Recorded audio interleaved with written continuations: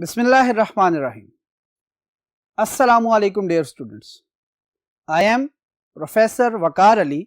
आज हम lecture number 4 chapter number 5 arrays and string में से द साइज ऑफ फंक्शन को डिस्कस करेंगे। द साइज ऑफ नेम से ही जाहिर हो रहा है कि ये बेसिकली कुछ ऐसी चीज के बारे में बताएगा जिसमें हमें मेमोरी के हवाले से या वो टोटल लेंथ के हवाले से बताएगा कि क्या है। अगर हम इसको प्रॉपरली देखें तो फर्स्ट पॉइंट हमें नजर आएगा कि takes an operand and provides the number of bytes occupied by an operand. क्या कहता है? कहते हैं ये किसी ऑपरेंड को लेता है इनपुट के तौर पर, ठीक है, और फिर क्या करता है, वो ये देखता है कि इस ऑपरेंड ने टोटल नंबर ऑफ बाइट्स जो मेमोरी के अंदर रिजर्व किए हैं वो कितने हैं, वो आपको बता देता है। याद रखिएगा कि इसका पर्पस बेसिकली क्या है, ये सिर्फ इस पर्पस के लिए इस्तेमाल किया जा रहा है कि हमारे पास जो एक वेरिएबल हम इस्तेमाल कर रहे हैं, जो एक ऑपरेंड हम इस्तेमाल कर रहे हैं, वो कितने नंबर ऑफ बाइट्स को मेमोरी के अंदर रिजर्व कर रहा है, ये हमें बताता है साइज ऑफ फंक्शन। अब यहां पे सेकंड पॉइंट क्या कहता है? कहता है जो आपका ऑपरेंड है, ये ऑपरेंड आपका डेटा टाइप भी हो सकती है और ये ऑपरेंड आपकी वेरिएबल भी हो सकते हैं। यानी कि वेरिएबल के केस में भी याद रखिएगा बैकएंड पे यही देखा जाएगा कि ये किस डेटा टाइप का वेरिएबल है, ठीक है, और ये कितने नंबर ऑफ बाइट्स रिजर्व कर रहा है।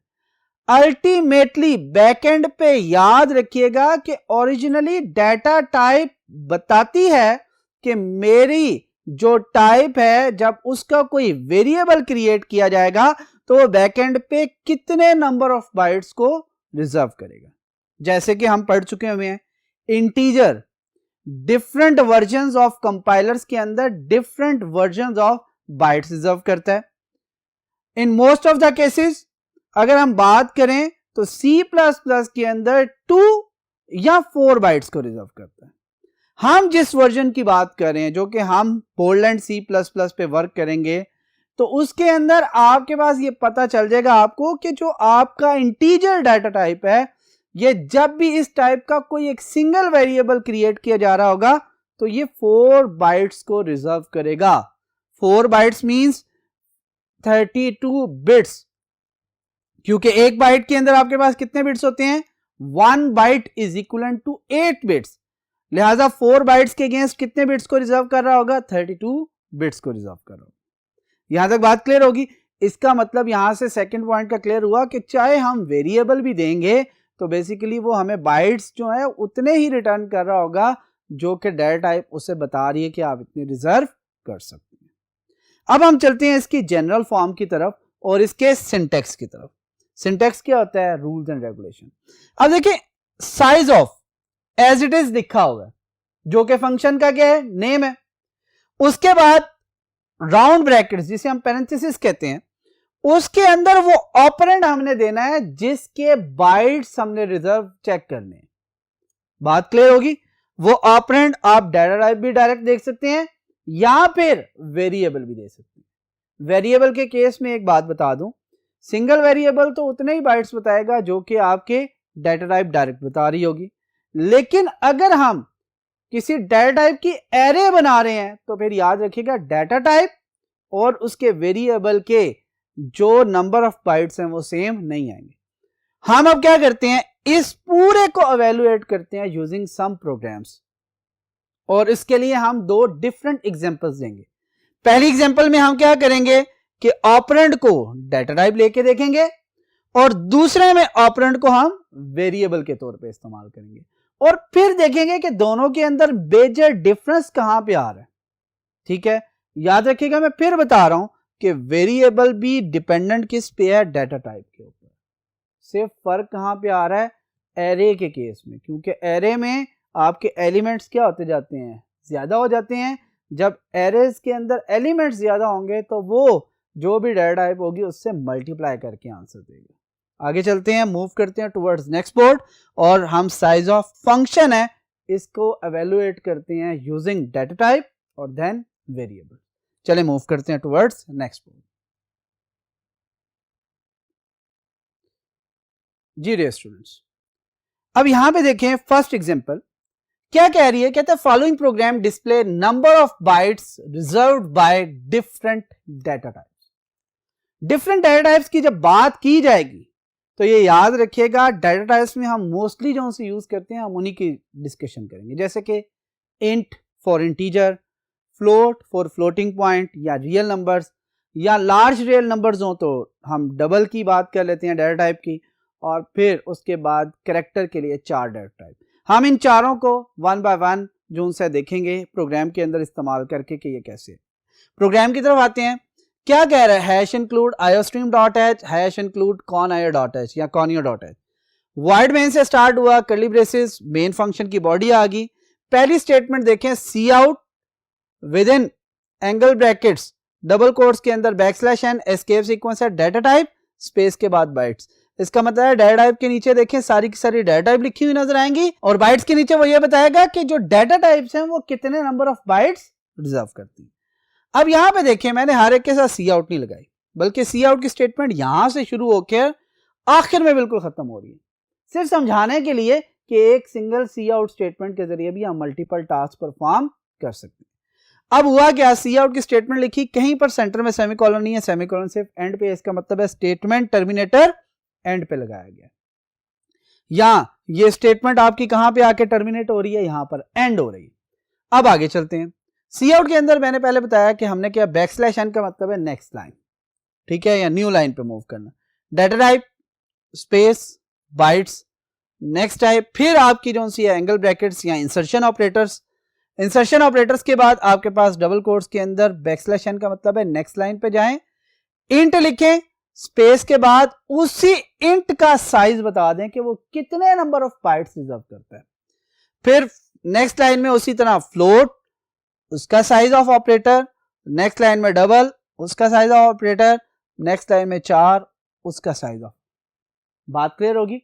इसका मतलब है इस प्रोग्राम के अंदर हमने डायरेक्ट डाटा टाइप का नेम दे दिया, और डाटा टाइप का नेम इसलिए दिया है कि ताकि हमें पता चल सके कि एक जो सिंगल डाटा टाइप हम इस्तेमाल कर रहे होते हैं, जब उसका एक सिंगल वेरिएबल बनाया जाता है तो वो मेमोरी के अंदर कितने नंबर ऑफ बाइट्स को रिजर्व करता है। अब इसको जरा एग्जीक्यूट करके देखते हैं, आउटपुट जरा हम यहां पर बना लेते हैं ताकि हमें ज्यादा बेहतर तरीके से क्लियर हो सके। ठीक है, अगर कहीं आगे पीछे और जरूरत पड़ी तो हम स्पेस को फिर ऑक्युपाई कर लेंगे। हमारी एग्जीक्यूशन कहां से स्टार्ट होगी, हमेशा वाइड मेन से।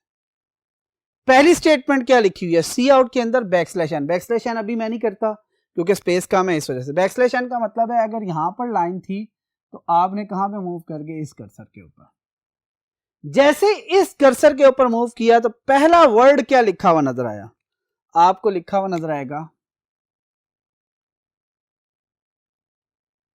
डाटा टाइप, ये इतनी बड़ी स्पेस, और उसके बाद क्या लिखा हुआ नजर आएगा, बाइट्स। इसका मतलब है अभी हम सिर्फ यहां तक पहुंचे हैं, ये मैं डॉट लगा रहा हूं, इसका मतलब है हम यहां तक पहुंच चुके हैं, ये डॉट प्रोग्राम का हिस्सा नहीं है। देन अगेन इंसर्शन ऑपरेटर, क्या लिखा हुआ है नेक्स्ट लाइन, इसका मतलब है कर्सर यहां पे था, हम कहां पे मूव कर गए, इस लाइन पे। बैकस्लैश n की जगह आगे आगे क्या लिखा हुआ है, इंट, यहां पे लिखा हुआ नजर आएगा इंट, यानी कि डाटा टाइप का नेम, क्योंकि डबल कोट्स में लिखा है एज इट इज। इतने स्पेस के बाद बाइट्स के बिल्कुल नीचे क्या होगा, साइज ऑफ इंट।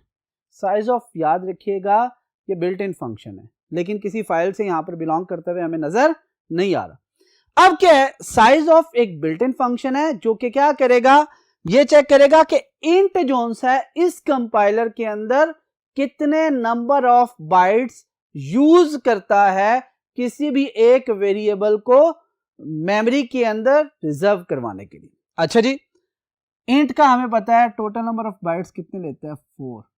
4 इसका पहले वो कैलकुलेट करके भेजेगा, फिर इसकी जगह क्या आ जाएगा, 4 आ जाएगा। यहां तक बात क्लियर? इसका मतलब है यहां तक हमारा टास्क क्या हो गया, कंप्लीट हो गया। आगे क्या होगा, बैकस्लैश n पे आएगा। बैकस्लैश n का मतलब है हम कहां पे मूव कर देंगे, नेक्स्ट लाइन के ऊपर। जैसे नेक्स्ट लाइन पे ऊपर मूव किए हमारे पास क्या आ जाएगा, यहां पर फ्लोट। फ्लोट लिखा हुआ नजर आया, स्पेस के बाद size of float, size of float भी कितना होता है 4। बात क्लियर होगी यहां तक? देखिए इंटीजर और फ्लोट में बाइट्स तो सेम नजर आ रहे हैं, लेकिन फर्क किस चीज का है? इंटीजर होल नंबर्स को स्टोर करने के लिए, फ्लोटिंग पॉइंट या फ्लोट डेटा टाइप आपकी रियल वैल्यूज को स्टोर करने के लिए, वो वैल्यूज जिनके अंदर पॉइंट या फिर क्या आ रही होती है फ्रैक्शन। इसलिए आपके ये 4 बाइट्स भी जो है इसमें से कुछ हिस्सा पॉइंट से पहले की वैल्यू के लिए होता है और कुछ हिस्सा पॉइंट के बाद की वैल्यू के लिए। क्लियर हो गया? नेक्स्ट मूव करते हैं। इसका मतलब है यहां तक हमने अपना कंप्लीट कर लिया। इससे नेक्स्ट देखें क्या है, बैकस्लैश एन की वजह से नेक्स्ट लाइन पे यहां पे आ जाएंगे, क्या लिखेंगे डबल, और डबल के बाद स्पेस देने के बाद साइज ऑफ डबल। कहते हैं जो भी एक वेरिएबल डबल टाइप का होता है वो कितने बाइट्स रिजर्व करता है 8 बाइट्स। 8 बाइट्स का मतलब है 64 बिट्स। ठीक हो गया? आगे मूव करते हैं। यहां से मैं बल्कि इस जगह पे आ जाता हूं ताकि आपको आउटपुट ज्यादा क्या होगा। बैकस्लैश एन की वजह से यहां पे आया, यहां पे क्या लिखा हुआ नजर आएगा 4, स्पेस के बाद साइज ऑफ 4, 4 कितने बाइट्स लेता है 1। बात क्लियर? या थोड़ा सा इसके लिए आसानी कर लेते हैं, हम यहां पर इसी के नीचे इसको लिख लेते हैं ताकि हमें यह क्लियर हो कि इसकी आउटपुट क्या आएगी। यहां पे हमने लिखा है 4 और इसके लिए बाइट कितने रिजर्व होंगे 1। यहां पर आके आपका प्रोग्राम कंप्लीट क्या हो चुका होगा, एग्जीक्यूट हो चुका होगा। अब देख लें दोबारा किस तरह अगर हम देखें तो डेटा टाइप्स के बाद यहां पे मैंने बाइट्स का वर्ड जरा इरेज किया आउटपुट को क्लियर करने के लिए। Data type as it is दिखा नजर आ रहा है, bytes as it is. Int जरा गौर कीजिएगा जो डबल कोट्स के अंदर है, int float double 4, int float double 4 as it is लिखे हुए नजर आ रहे हैं। लेकिन यहां पर जहां जहां मैंने साइज ऑफ इंट लिखा है, साइज ऑफ फ्लोट लिखा है, साइज ऑफ डबल लिखा है, साइज ऑफ 4 लिखा है, अब क्या हुआ है उसकी जगह कोई इंटीजर वैल्यू आ गई है। क्योंकि ये बताता है, क्योंकि वो ये बताता है कि नंबर ऑफ बाइट्स हमेशा क्या होते हैं होल नंबर्स होते हैं। ये नहीं कह सकता कोई कि जी 5.5 बाइट्स रिजर्व कर लिए, नो। क्या होगा 1 बाइट रिजर्व हुए हैं, 2 हुए हैं, 4 हुए हैं, 8 हुए हैं, 10 हुए। बात क्लियर होगी? लिहाजा यहां पे हमेशा कंप्लीट नंबर ही आ रहा होगा। और ये नंबर ऑफ बाइट्स हमें पहले भी चैप्टर नंबर 3 में जब डेटा टाइप का जो लेक्चर है वो देखा था तो उस टॉपिक के अंदर सारी की सारी चीजें डिस्कस की थी कि जी इंटीजर डेटा टाइप क्या होती है 4 बाइट रिजर्व करती है, फ्लोट क्या करती है 4 करती है, डबल क्या करती है 8 करती है, कैरेक्टर कितने करती है 1 बाइट रिजर्व करती है। ठीक है, लिहाजा ये एज इट इज आपको कंफर्म करने के लिए यूज किया जाता है कि ये कंपाइलर भी इतने बाइट्स ही रिजर्व कर रहा होता है जब मेमोरी के अंदर वेरिएबल को जगह देता है, पोजीशन देता है, स्पेस देता है। बात क्लियर होगी? अब यहां तक ये हमारा जो वो टॉपिक जिसके अंदर हमने साइज ऑफ को यूज किया है ऑपरेंड डेटा टाइप लेकर। अब हम मूव करते हैं टुवर्ड्स नेक्स्ट बोर्ड और अब हम देखते हैं कि अगर हम वेरिएबल्स को इस्तेमाल करते हुए साइज ऑफ को यूज करें तो क्या डिफरेंस नजर आता है। चलें मूव करते हैं टुवर्ड्स नेक्स्ट बोर्ड। जी डे स्टूडेंट्स, यहां पर देखें ये क्या कह रहा है, ये कहते हैं कि जी ये प्रोग्राम डिस्प्ले कर रहा है number of bytes reserved by variables. ठीक हो गया? अब यहां पर जरा इस प्रोग्राम को जब hash include iostream cornea.h as it is आएगा, वॉइड मेन के बाद देखें 3 वेरिएबल डिफरेंट टाइप्स के बनाए गए। एक है इंट n जोन से है, ये एक एरे बनाई गई है, integer type array, character type array और फ्लोट टाइप एरे। बात क्लियर होगी?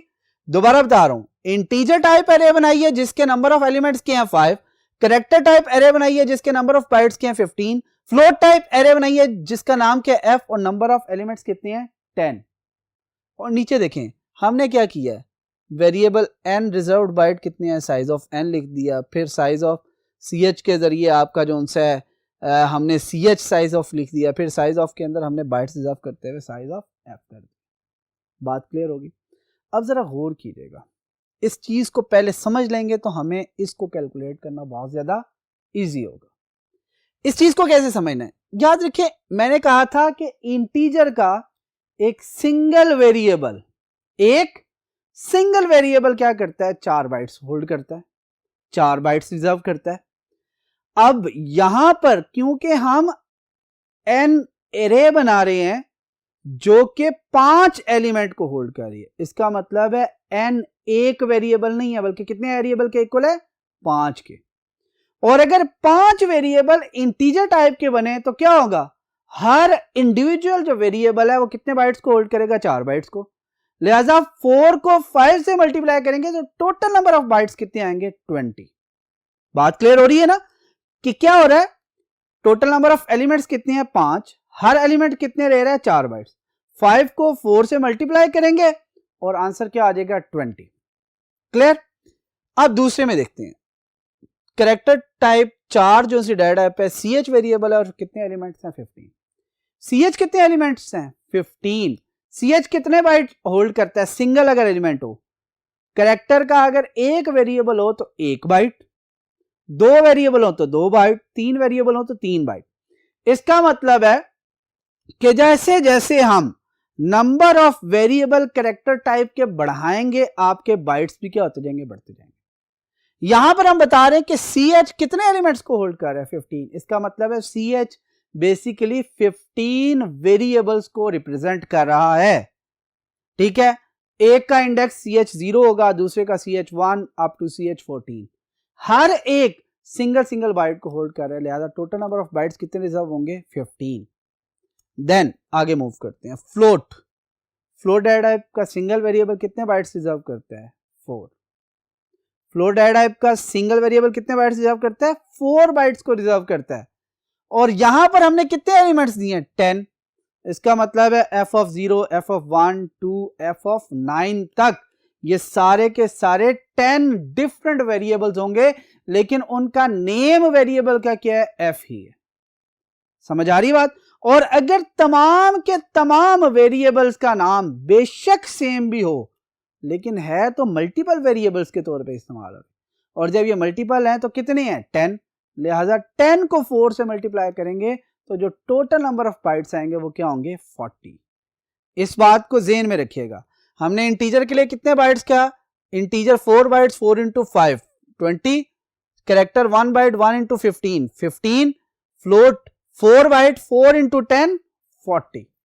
अब जब हम इन वेरिएबल्स की बात करेंगे ना तो आपको डाटा टाइप वाले नहीं देगा, बल्कि वो इनके साथ जो आपके इंडेक्सेस हैं, जो कि एरे के साइज हैं, उनके साथ जो एक सिंगल डाटा टाइप आपकी जो रिजर्व करती है बाइट्स में मेमोरी, उनको मल्टीप्लाई कर देगा। जैसे कि इंटीजर 4 बाइट्स मेमोरी रिजर्व करती है तो टोटल कितने हैं, 5 हैं, तो 5 से मल्टीप्लाई करके 20 वो देगा आंसर।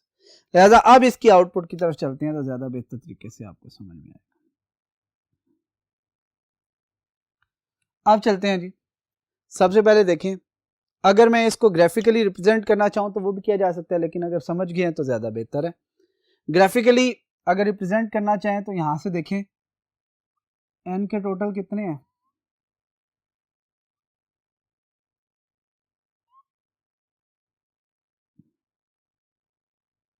ये एक वेरिएबल एन है, सिर्फ एक को करवाऊंगा तो बाकी आपकी समझ में आ जाएगी। ये इंडेक्स क्या बनता है, 0, ये 1, ये 2, ये 3 और ये आपका,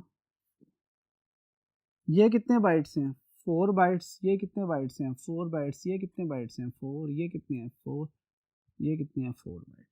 इसका मतलब है 4 + 4 8 + 4 12 + 4 16 + 4 20 बाइट्स। यानी कि n के टोटल नंबर ऑफ बाइट्स कितने हैं, ये सारों को अगर ऐड कर लें तो फिर क्या बनते हैं आपके 20 बाइट्स। क्लियर हो गया। इसी तरह कैरेक्टर और फ्लोट के लिए भी आप बना सकते हैं। अब देखिए, क्योंकि इसका मेमोरी से ताल्लुक है, ये मेमोरी में रिजर्व कर लेगा स्पेस। जैसे सी आउट पे आएगा, यहां पर आपको आउटपुट में लिखा हुआ नजर आएगा, वेरिएबल, विच वेरिएबल, मैंने ब्रैकेट में मेंशन भी कर दिया, n रिजर्व्ड